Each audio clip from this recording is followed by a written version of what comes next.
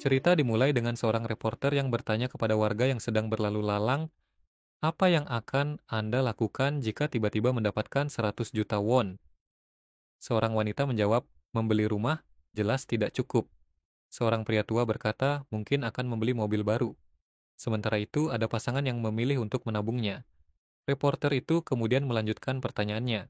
Lalu, apa yang akan Anda lakukan jika menjadi orang terkaya di dunia? Mereka pun terlihat bingung.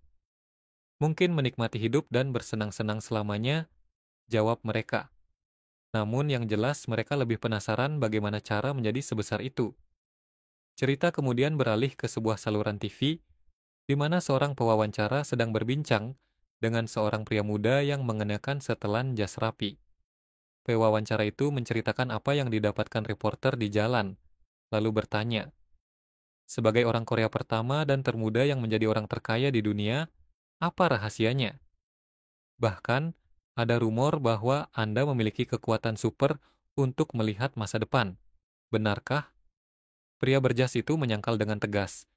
Tidak ada kekuatan semacam itu di dunia ini. Namun, tiba-tiba matanya bersinar kuning dan seekor burung elang terlihat terbang di atas pundaknya. Dengan tenang, ia menjelaskan bahwa dirinya hanyalah seorang investor biasa yang beruntung. Kemudian, cerita berfokus pada karakter utama bernama Kang Jin-ho, yang baru saja menyelesaikan wajib militernya. Suatu pagi, ia terbangun dari tidurnya setelah bermimpi tentang burung elang yang pernah ia lihat selama masa militernya. Jin-ho tinggal di sebuah kos semi bawah tanah yang kecil bersama ibunya. Kehidupan mereka sekarang jauh berbeda dari masa lalu, di mana ayahnya adalah sosok yang bertanggung jawab dan memiliki usaha sukses, sementara ibunya dulu selalu cantik bagaikan bunga. Kini, ibunya harus bekerja serabutan untuk menghidupi mereka. Jinho tumbuh seperti tanaman di rumah kaca, selalu dilindungi oleh kedua orang tuanya. Suatu hari, ia pergi ke rumah sahabatnya, Oh Takyu, seorang wibu akut berusia 23 tahun yang memiliki koleksi action figure yang sangat banyak. Sambil minum-minum, Takyu bertanya, apa rencanamu ke depan, Jinho? Jinho menjawab, karena aku tidak punya uang, setidaknya aku punya reputasi karena kuliah di universitas ternama. Aku berencana membuka les privat untuk mengurangi beban ibuku. Takyu memuji rencana Jinho dan mereka pun bersulang. Jinho berterima kasih karena Takyu telah menemani ibunya selama Natal saat ia masih menjalani wajib militer. Takyu hanya tersenyum dan tidak mempermasalahkannya. Mereka pun berbincang tentang betapa beratnya kehidupan militer Jinho. Tiba-tiba Takyu memberitahu sesuatu yang penting. Ia telah menemukan sandi kripto untuk Bitcoin miliknya. Jinho yang tidak mengerti bertanya, apa itu? Takyu kesal karena Jinho tidak ingat bahwa ia pernah bercerita tentang mendapatkan uang kripto dari menjual karakter game di platform Lutina. Jinho pun teringat bahwa Takyu pernah menangis karena harga Bitcoin sempat naik hingga 50 juta won. Takyu menjelaskan bahwa harga Bitcoin saat ini adalah 1.120 dolar per koin, dan ia memiliki 11.000 koin. Jinho menghitung kursnya, 1 dolar sekitar 1.328 won. Ia terkejut ketika menyadari bahwa jumlahnya mencapai 16,3 miliar won. Jinho tidak percaya dengan angka fantastis itu, tetapi Takyu meyakinkannya bahwa itu benar adanya. Takyu bahkan sudah memasukkan koinnya ke platform jual beli kripto dan yakin harganya akan terus naik. Jinho teringat bahwa salah satu karakter game miliknya juga dijual oleh Takyu, dan ia meminta bagiannya. Takyu setuju dan bertanya berapa yang Jinho inginkan. Saat Jinho memikirkan nominalnya, tiba-tiba ia melihat burung elang emas yang sering ia lihat di luar jendela. Ia juga melihat tulisan emas melayang yang bertuliskan Mountain Hill. Jinho bertanya pada Takyu, apa kau tahu apa itu Mountain Hill? Takyu menjawab, itu tempat aku trading. Kok kau tahu? Jinho pun bertanya apakah tempat itu akan bangkrut. Takyu menganggap Jinho gila karena tidak mungkin tempat itu tiba-tiba bangkrut. Jinho mulai berpikir bahwa burung elang dan tulisan emas yang ia lihat bukanlah halusinasi, melainkan kenyataan. Ia meminta Takyu untuk menjual semua koinnya di platform tersebut. Awalnya Takyu menolak, tetapi Jinho memaksanya. Akhirnya Takyu setuju dan menjual semua koinnya, meski dengan berat hati. Sebagai gantinya, Jinho berjanji akan menjelaskan semuanya dengan jujur. Tiba-tiba Takyu berteriak, server Mountain Hill hilang. Jinho ikut terkejut. Takyu menjelaskan bahwa ia berhasil menjual semua koinnya tepat sebelum server itu hilang. Namun ketika server kembali hidup, semua saldo pengguna lenyap tanpa jejak. Jinho hanya diam membeku sementara Takyu menuntut penjelasan. Dengan ragu, Jinho akhirnya berbicara dengan sedikit ragu, sepertinya aku bisa melihat masa depan.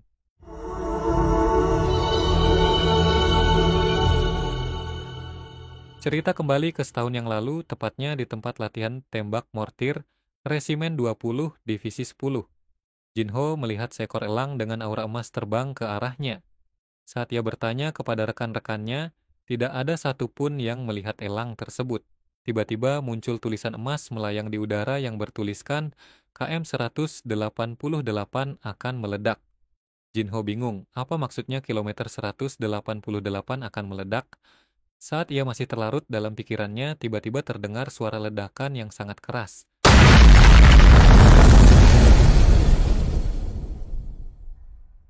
Kembali ke kamar Takyu, Jinho menjelaskan bahwa insiden itu memakan banyak korban jiwa. Berkat peringatan misterius itu, ia bisa selamat. Menurut dokter militer, ingatannya kacau karena trauma kecelakaan. Namun, Takyu berpikir, jika hal seperti itu terjadi 2 kali, itu bukan lagi kebetulan. Itu pasti kekuatan super. Jinho yang masih ragu apakah itu benar-benar kekuatan super, heran mengapa Takyu begitu saja mempercayainya. Takyu pun berkata dengan percaya diri, jangan meremehkan mentalitas wibu yang sudah terlatih. Aku bahkan akan percaya kalau peri cantik muncul di depanku hari ini. Jinho yang tidak terlalu peduli dengan omongan Takyu, memintanya untuk kembali ke topik. Ia meminta bagiannya sebesar 1,24 miliar won. Dengan penuh semangat, Jinho menjelaskan bahwa saat Takyu menjual karakter game miliknya, ia juga menjual karakter level rendah milik Jinho. Dari 11.000 BNT yang Takyu miliki, 1.000 BNT adalah milik Jinho. Itu berarti sekitar 9,1% dari total 16,3 miliar won. Jinho bahkan mengancam akan membakar semua koleksi action figur Takyu jika ia tidak memberikannya. Takyu sebenarnya ingin memberikannya, tetapi ada masalah dengan pajak. Karena Jinho adalah mahasiswa ekonomi di Universitas Korea, ia bertanya apakah Takyu ingin membuat surga pajak.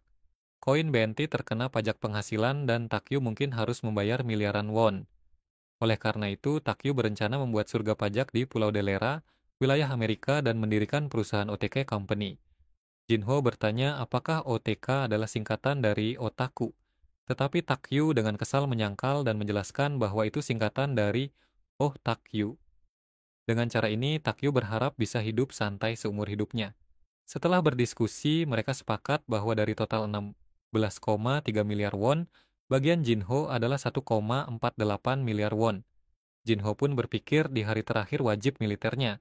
Berkat peringatan misterius dan teman setianya yang aneh, ia mendapatkan 1,24 miliar won. Cerita kemudian berpindah ke saat Jinho sudah menerima 500 juta won di tabungannya. Takyu berpesan bahwa ia akan mengirimkan 500 juta won terlebih dahulu karena tidak bisa mengirimkan semuanya sekaligus. Sisanya akan dicarikan cara melalui kakaknya dan ia meminta Jinho untuk bersabar. Jinho yang sudah menerima uang itu berjalan menuju mall sambil memikirkan apa yang akan ia lakukan dengan uangnya.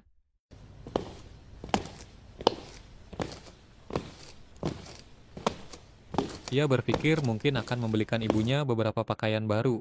Sesampainya di mall, Jinho melihat keributan yang terjadi di sebuah toko. Ia pun menghampiri dan melihat seorang ibu-ibu yang sedang marah karena seorang karyawan menumpahkan sesuatu di sepatunya.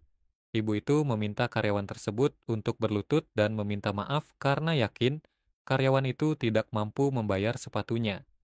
Manajer toko pun menunduk dan meminta maaf, lalu menyuruh seorang bibi pekerja di sebelahnya untuk berlutut dan meminta maaf. Ternyata, bibi yang dimaksud adalah ibu Jinho. Jinho melihat pakaian yang dikenakan ibunya. Ibunya pernah bilang bahwa ia bekerja di pusat panggilan mall. Melihat ibunya yang bersiap untuk berlutut, Jinho langsung menghampiri dan menghentikannya.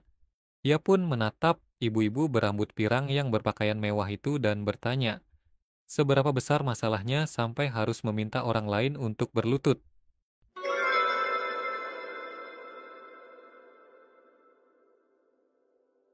Ibu-ibu itu berteriak, "Beraninya kau ikut campur urusanku?" Jinho dengan tenang menjawab, "Saya anak dari bibi karyawan ini. Ada apa sebenarnya?" Ibu berambut pirang itu menjelaskan dengan nada tinggi bahwa ibunya tanpa sengaja menyentuhnya dengan kain pel. Jinho merasa jengkel karena masalah sepele seperti ini harus berujung pada permintaan untuk berlutut. Ibu itu kembali berteriak, "Sepatu ini harganya 600.000 won." Tanpa basa-basi, Jinho mengeluarkan 600.000 won secara tunai dan memberikannya kepada wanita itu. Ia berkata, "Ambil uang ini lalu minta maaf kepada ibuku. Atau, pakai sepatu itu dan pergi dari sini tanpa mendapatkan sepeser pun." Tanpa berpikir panjang, wanita itu langsung meminta maaf dan mengambil uangnya. Jinho kemudian menyuruh manajer toko untuk mengambil sepatu wanita itu karena sepatu itu sudah ia beli. Ia juga mengancam, "Jika besok sepatu ini hilang, saya akan melaporkannya sebagai pencurian." Setelah itu, Jinho mengajak ibunya pergi dari toko itu, mengabaikan ocehan wanita berambut pirang yang masih marah. Wanita itu berteriak, "Kau tidak akan bisa pakai sepatu itu juga karena ini sepatu wanita." Jinho mengejeknya, "Kalau begitu, besok sepatu ini akan saya buang ke tempat sampah." "Terima kasih, Tante." Wanita itu semakin marah karena dipanggil Tante dan terus mengoceh tanpa henti. Saat mereka sudah berada di tepi jalan, ibunya berkata, "Sebenarnya aku masih bisa berbicara baik-baik kalau kita pergi sekarang." Jinho bertanya, "Sejak kapan ini semua terjadi?" Ibunya menjawab sambil memegang pundak Jinho, "Ini hanya terjadi hari ini." Jinho langsung memeluk ibunya dan berkata, "Sejak kapan ibu menjadi kurus seperti ini?" Ia menegaskan, "Mulai sekarang, ibu tidak perlu lagi bekerja dan menerima perlakuan seperti itu. Aku yang akan mengurus semuanya." Ibunya terharu dan berkata, "Sejak kapan kau tumbuh sebesar ini?" Mereka pun pergi ke sebuah restoran daging. Di sana Jinho menjelaskan tentang uang yang ia dapatkan. Ia berkata, "Ibu tidak perlu khawatir lagi dengan biaya kuliah. Aku bisa menanggung semuanya termasuk kebutuhan ibu." Namun ibunya menolak. "Itu uangmu, Jinho. Ibu sudah menyiapkan biaya kuliah untukmu. Lebih baik uang itu kau simpan untuk masa depanmu," katanya. Jinho bersikeras, "Yang lebih penting sekarang adalah kita pindah kembali ke rumah kita yang dulu. Ini uangku, dan aku akan menggunakannya untuk sesuatu yang berharga." Saat mereka asik berbicara, tiba-tiba telepon Jinho berdering. Oh, Takyu menelepon dengan suara panik dan gemetar. "Jinho, ada sesuatu yang darurat."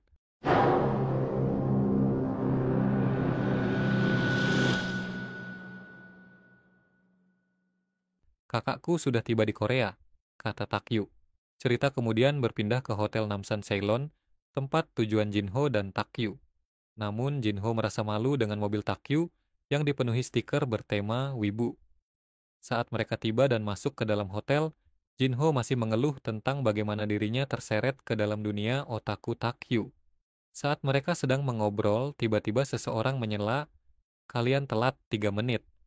Takyu pun kaget karena ternyata kakaknya, Oh Hyuju, sudah menunggu mereka di lobi hotel. Hyuju menyapa Jinho yang sudah lama tidak ia temui. Mereka bertiga kemudian masuk dan duduk sambil menikmati secangkir teh. Hyuju menawarkan Jinho untuk bekerja di Golden Gate setelah lulus kuliah. Golden Gate adalah sebuah bank investasi global. Jinho yang tertarik dengan tawaran itu, menjawab bahwa ia bersedia jika Golden Gate mau menerimanya. Ia kemudian bertanya, "Sepertinya Nuna terlihat seperti sedang khawatir tentang sesuatu." Hyuju pun bertanya kepada Takyu tentang Mountain Hill. Apakah semuanya baik-baik saja? Mereka baru saja mengajukan kebangkrutan. Takyu menjawab bahwa ia baik-baik saja karena berhasil menjual semua asetnya sebelum kebangkrutan terjadi. Uangnya sekitar 1.190.000 dolar sudah dimasukkan ke rekening OTK Company. Yuju bersyukur mendengar kabar itu dan memberikan kontak manajer cabang Golden Gate di Gangnam. "Jika kamu ingin memasukkan jumlah besar ke rekening domestik, hubungi dia. Dia senior kita di kampus, jadi bilang saja kamu adik Oh Hyuju, dan dia pasti akan membantumu," kata Hyuju. Jinho kembali bertanya apakah Hyuju datang karena Takyu, tetapi Hyuju menjelaskan bahwa ia datang untuk investigasi perusahaan yang akan diakuisisi. Ia akan tinggal di Korea selama sekitar 10 hari. Takyu, Yang mendengar hal itu merasa gugup tetapi tidak berani mengajukan keberatan. Ia pun bertanya di mana Hyuju akan tinggal, dan Hyuju menjawab bahwa ia akan tinggal di hotel ini bersama seluruh tim audit karena biayanya ditanggung oleh perusahaan. Jinho berpikir bahwa tarif semalam di hotel ini sekitar 500.000 won dan memuji tingkat profesionalisme IB Global. Setelah Hyuju pergi sebentar untuk menerima telepon, Jinho bertanya kepada Takyu mengapa ini disebut darurat. Takyu menjawab bahwa kakaknya selalu mengintimidasi. Jinho hanya berkata, "Mungkin itu salahmu." Hyuju kembali ke meja dan memberitahu bahwa ia sedang membahas jadwal rapat OPEC. Takyu, yang tidak tahu banyak, bertanya, "Itu singkatan dari Oil Factory kan?" Jinho menjelaskan bahwa OPEC adalah organisasi negara-negara pengekspor minyak. Hyuju membenarkan dan menambahkan bahwa hasil rapat OPEC akan diumumkan 2 hari lagi. Tiba-tiba Jinho kembali melihat elang emas dan tulisan melayang yang memberitahu bahwa akan terjadi kesepakatan pengurangan produksi oleh OPEC. Hyuju memecahkan lamunan Jinho dan bertanya apakah ia lelah karena berurusan dengan Takyu. Jinho hanya menjawab, "Itu sudah biasa." Mereka pun kembali membahas topik OPEC. Jinho bertanya, "Rapat ini tentang apa?" Hyuju menjawab bahwa rapat ini membahas pengurangan produksi minyak. Hyuju menjelaskan lebih lanjut bahwa saham dan obligasi mewakili aset keuangan, sedangkan minyak dan emas mewakili aset fisik. Ada 3 jenis minyak utama di dunia, dan Amerika Serikat meskipun menjadi produsen minyak, tetap menjadi pengimpor terbesar karena kebutuhan domestiknya yang tinggi. Namun, dengan perkembangan gas dan minyak serpih, Amerika menjadi pemasok baru. Ini disebut revolusi serpih, tetapi kelemahan terbesarnya adalah biaya produksi yang tinggi, sekitar $45 per barel. Jika harga minyak turun di bawah $50 per barel, lebih dari separuh perusahaan minyak serpih akan bangkrut. Oleh karena itu, negara-negara OPEC terus mengadakan pertemuan untuk membahas pengurangan produksi, meskipun sering gagal mencapai kesepakatan karena kepentingan masing-masing negara. Jinho bertanya pendapat Hyuju tentang hasil pertemuan ini. Hyuju menjawab bahwa kemungkinan besar pertemuan ini akan gagal lagi. Jika gagal, harga minyak akan turun dari $60 per barel menjadi di bawah $50. Namun, jika kesepakatan berhasil, harga minyak akan melonjak dan pasar akan menyambutnya dengan gembira. Meskipun begitu, kemungkinan kesepakatan berhasil sangat kecil. Setelah kursa obrolan selesai, Jinho dan Takyu pulang dengan mobil aneh Takyu. Jinho masih melamun, memikirkan kemungkinan jika kesepakatan OPEC berhasil, harga minyak akan melonjak. Ia berpikir untuk membeli minyak sekarang dan mendapatkan keuntungan besar jika prediksinya benar. Namun, masalahnya adalah modal. Uang yang ia miliki hanya 275 juta won, sedangkan Takyu memiliki 740 juta won di rekeningnya. Jinho mempertimbangkan apakah akan menginvestasikan semuanya. Takyu tiba-tiba memecahkan lamunan Jinho dan bertanya, "Apa kau melihat masa depan lagi?" Jinho tidak menyangkal dan mulai merencanakan ide investasi. Ia menjelaskan idenya kepada Takyu tentang kesempatan ini. Takyu bercanda, "Apa kau ingin menyimpan minyak di rumah pakai drum?" Jinho menyuruhnya fokus menyetir sambil ia terus berpikir. Sesampainya di apartemen Takyu, mereka langsung mengecek komputer dan melihat harga WTI, West Texas Intermediate, yang bertahan di kisaran $60 per barel. Jinho menjelaskan bahwa minyak tidak hanya digunakan untuk bahan bakar mobil, tetapi juga untuk seluruh industri. Kenaikan harga minyak akan berdampak besar pada harga produsen. Ia bertanya berapa saldo Takyu sekarang, dan Takyu menjawab bahwa ia memiliki 11,932 ribu dolar dengan sekitar 670. $3.000 adalah bagian Jinho. Takyu bersemangat dan bertanya di mana mereka akan membeli WTI. Jinho menjelaskan bahwa mereka bisa membelinya di platform saham NYMEX, New York Mercantile Exchange. Karena tidak yakin dengan hasilnya, Jinho memutuskan untuk mencoba dengan $300.000 terlebih dahulu. Takyu meminta agar ia juga ikut membeli, awalnya dengan $1 juta, tetapi setelah Jinho menolak, ia menurunkan jumlahnya menjadi 500.000, lalu $300.000. Jinho akhirnya setuju. Jinho berpikir bahwa jika prediksinya salah dan kesepakatan OPEC gagal, penurunan harga minyak mungkin tidak akan terlalu signifikan. Jika salah, mereka akan menjual dengan sedikit kerugian. Total investasi mereka adalah 3,3 juta dolar. Meskipun ragu, Jinho menyadari bahwa ini adalah kesempatan yang tidak boleh dilewatkan, meskipun sumber informasinya terbilang aneh. Cerita berpindah ke momen di mana Jinho menyewa apartemen 2 kamar dengan deposit 120 juta won untuk ia tinggali bersama ibunya. Mereka pun sibuk membereskan barang-barang di apartemen barunya. Jinho berpikir jika ia mengeluarkan lebih banyak uang, mungkin ia bisa mendapatkan rumah yang lebih bagus. Namun, ia bersyukur karena ibunya menyukai apartemen ini. Setiap kali mereka pindah rumah, ruangan yang mereka tempati semakin mengecil, dan barang-barang kenangan milik ayahnya perlahan kehilangan tempatnya. Ibu Jinho menyimpan peninggalan ayahnya dalam sebuah kotak yang ia simpan sampai akhir. Impian lama ibunya adalah memiliki rumah sendiri. Untuk mewujudkannya, ayah Jinho pernah membeli tanah dan membangun rumah. Itu adalah rumah pertama tempat Jinho lahir dan tinggal, tempat sebagian besar kenangan keluarga mereka berada. Setelah selesai membereskan barang, Jinho menyuruh ibunya untuk beristirahat di rumah selama 3 bulan. Ia juga memberikan rekening berisi 100 juta won kepada ibunya. Ibu pakai uang ini jika ada yang dibutuhkan, katanya. Ibunya yang melihat rekening itu merasa terharu. Namun tiba-tiba ia mengomeli Jinho. Kenapa tiba-tiba kau punya uang banyak dan langsung membagi-bagikannya ke orang lain? Jinho tersenyum. Sejak kapan ibu jadi orang lain? Ibunya menolak uang itu, mengatakan bahwa ia punya tabungan sendiri. Namun Jinho bersikeras. Anggap saja ini sebagai titipan dari aku. Akhirnya ibunya setuju karena Jinho keras kepala seperti ayahnya. Setelah memberikan 100 juta won kepada ibunya, Jinho masih memiliki sisa 275 juta won di rekeningnya.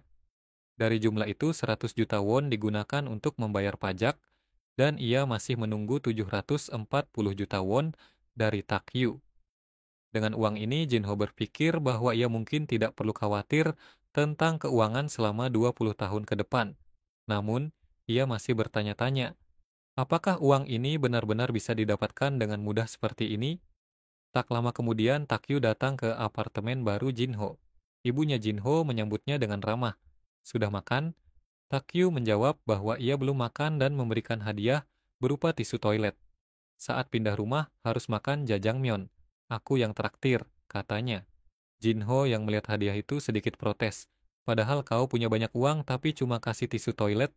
Ia berharap Takyu memberikan hadiah yang lebih berguna seperti kulkas, mesin cuci, atau TV. Takyu yang mendengar protes Jinho langsung melaporkannya ke ibunya. Ibu Jinho memerasku. Mereka pun naik ke kamar Jinho dan mengobrol sambil menikmati cemilan buah segar. Jinho bercerita bahwa ia baru saja membaca berita tentang kebangkrutan Total Mountain Hill. Takyu mengangguk, ya semuanya jadi kacau karena itu. Mountain Hill yang merupakan bursa kripto terbesar di dunia mengalami kerugian mulai dari ratusan miliar hingga triliunan won. Meskipun seharusnya mereka mengganti kerugian investor, skala kerugiannya terlalu besar untuk ditanggung oleh satu bursa saja. Akhirnya mereka masuk ke proses kebangkrutan. Jinho bertanya, bagaimana nasib investor koin BNT? Takyu menjawab, mereka bangkrut total. Jinho berpikir, jika kejadian serupa terjadi di bank pemerintah, pasti akan ada solusi ganti rugi. Namun, karena koin BNT tidak dikelola oleh pihak manapun, tidak ada lembaga yang bisa memberikan solusi atau ganti rugi. Takyu memuji Jinho karena berhasil memprediksi kebangkrutan Mountain Hill. Namun, Jinho masih belum sepenuhnya percaya akan kekuatannya. Mungkin ini hanya kebetulan, pikirnya. Tapi Takyu bersikeras. Di dunia ini tidak ada yang terjadi secara kebetulan. Menurutku, kekuatanmu muncul di saat krisis. Dengan semangat membara, Takyu menyebut kekuatan Jinho sebagai Oracle Eye. Jinho merasa nama itu tidak keren dan mengalihkan pembicaraan ke hasil rapat OPEC yang akan datang. Namun, Takyu masih terlarut dalam ide Oracle Eye dan bersikeras akan memanggil Jinho dengan nama itu. Jinho pun kesal karena tidak dihiraukan. Kalau prediksi ini meleset, berarti ini memang hanya kebetulan, kata Jinho.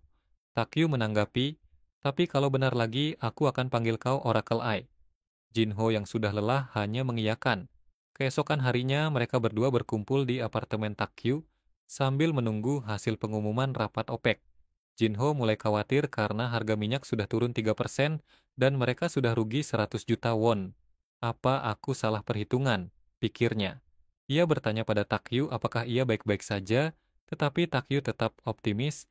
Kita masih punya Oracle Eye. Untuk mengalihkan perhatian, Takyu mengajak Jinho bermain game simulasi kencan.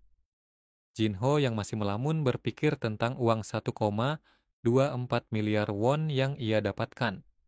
Kalau dipikir dengan jernih, uang ini belum cukup untuk hidup santai selamanya. Kalau digunakan untuk foya-foya, pasti akan cepat habis, pikirnya. Ia teringat cerita tentang orang yang jatuh miskin setelah 10 tahun menang lotre. Takyu yang melihat Jinho bermain game dengan serius, memarahinya karena kalah. Namun Jinho masih terus melamun seperti orang gila. Keesokan harinya pengumuman resmi keluar. Kesepakatan pengurangan produksi minyak oleh OPEC disetujui. Harga minyak pun naik 20%. Jinho yang tidak percaya segera menyuruh Takyu untuk membuka rekeningnya dan menjual semua aset minyak mereka. Setelah itu mereka menghitung keuntungan yang didapat, 630 ribu dolar atau sekitar 7 miliar won. Jinho sangat terkejut dengan hasil ini. Takyu bersemangat. Bagianmu yang awalnya 740 juta won, sekarang menjadi 800 juta won. Ia menambahkan, ini sudah ketiga kalinya prediksimu tepat. Kalau cuma satu atau dua kali, mungkin masih bisa disebut kebetulan. Tapi ini sudah tiga kali. Artinya prediksimu benar-benar akurat.